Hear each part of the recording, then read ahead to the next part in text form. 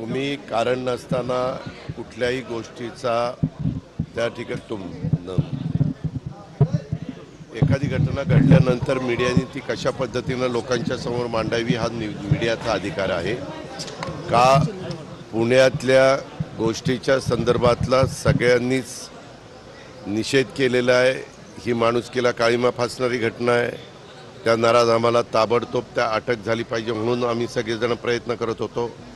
काल म्हणजे आज सुरुवातीला 1 वाजता त्याला अटक झालेली आहे। रात्री 12 नंतर जो 1 वाजतो त्या 1 वाजता त्याला अटक केलेली आहे।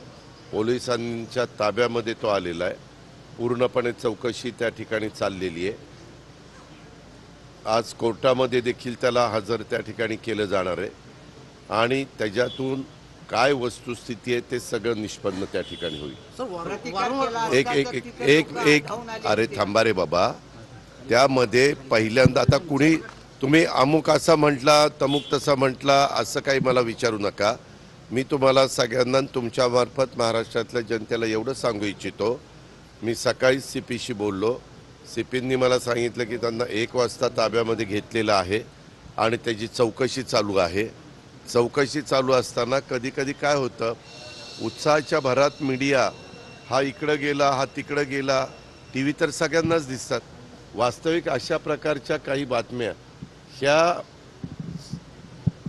जी विकृत व्यक्ती असते, जी अतिशय काळीमा फासणारी व्यक्ती असती, त्या व्यक्तीला पकडण्याच्या करता ह्या वेगळ्या प्रकारच्या काही बातम्या दिल्या तर ते पण त्या बातम्या बघून की बाबा अमुक अमुक व्यक्ती अमक्या अमक्या राज्यात गेली, तमुक व्यक्ती तमक्या जिल्ह्यात गेली, शहरात गेली। ह्या खरं तर काही थोडंसं तारतम्य हे सगळ्यांनी ठेवलं पाहिजे। आम्ही राजकीय लोकांनी पण ठेवलं पाहिजे आणि त्याच्यातून जो दोषी आहे त्या दोषीला पकडण्याच्या करता ह्या बातम्यांचा उपयोग त्याला आणखीन स्वतःला लपवण्याच्या करता होता कामा नये, ही पण खबरदारी आपण घेतली पाहिजे।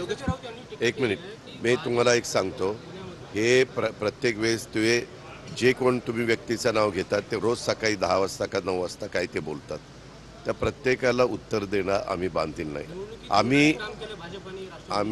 आम्ही काय झालं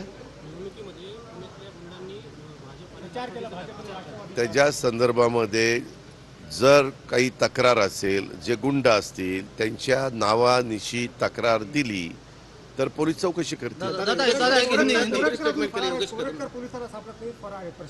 चौकशी चाललेली आहे। तुम्ही फक्त तो फरार तो इकडे गेला तिकडे गेला असं जरा दाखवायचं बंद करा।